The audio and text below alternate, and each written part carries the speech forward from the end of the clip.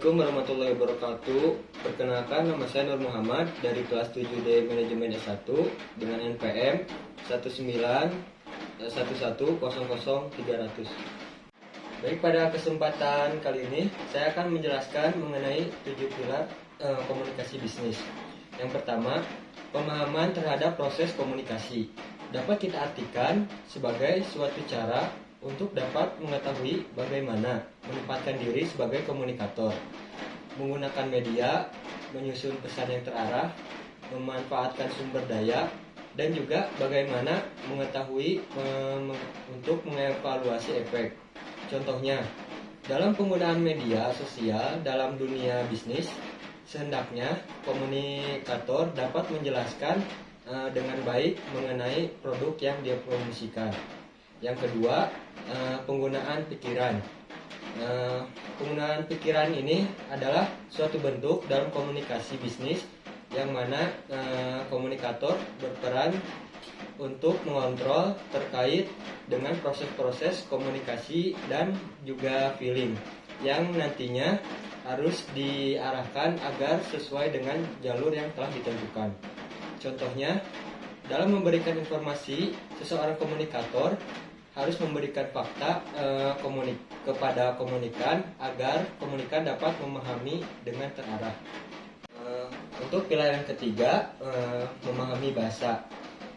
Memahami bahasa ini dapat diartikan sebagai suatu sistem dari signal, dan juga simbol yang nantinya akan dibutuhkan untuk dapat berpikir dan juga dapat mentransfer pikiran dan juga perasaan.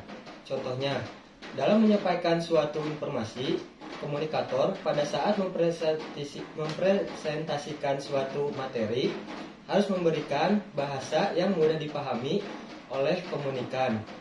Misalnya menggunakan bahasa Indonesia karena komunikan adalah orang Indonesia. Yang keempat, kejelasan pesan.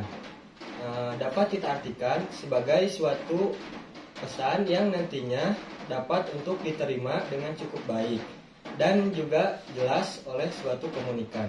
Contohnya, apabila seorang komunikator menjelaskan suatu produk, harus bisa menjelaskan suatu spesifikasi dari produk tersebut dengan kalimat yang singkat, padat, dan mudah dipahami sehingga komunikan tidak ragu dengan produk tersebut.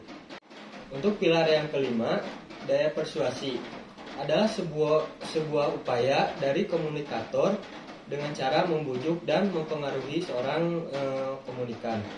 Contoh, seorang pembisnis melakukan bujukan dan mempengaruhi upaya seorang konsumen agar dapat membeli produknya.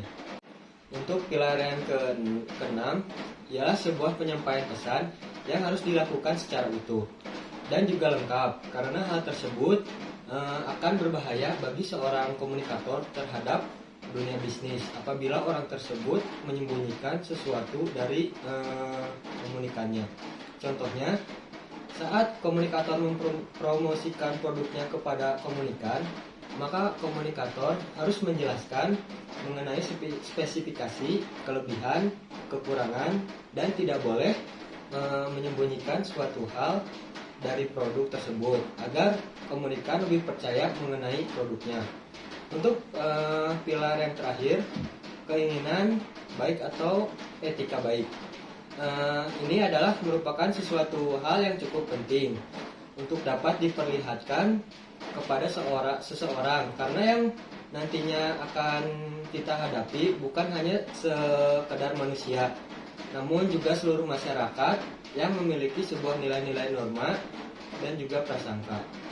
Contohnya, pemilik perusahaan dapat menjalin hubungan baik dengan masyarakat agar terjalinnya hubungan yang baik antara perusahaan dengan masyarakat. Baik, hanya ini saja yang bisa saya sampaikan.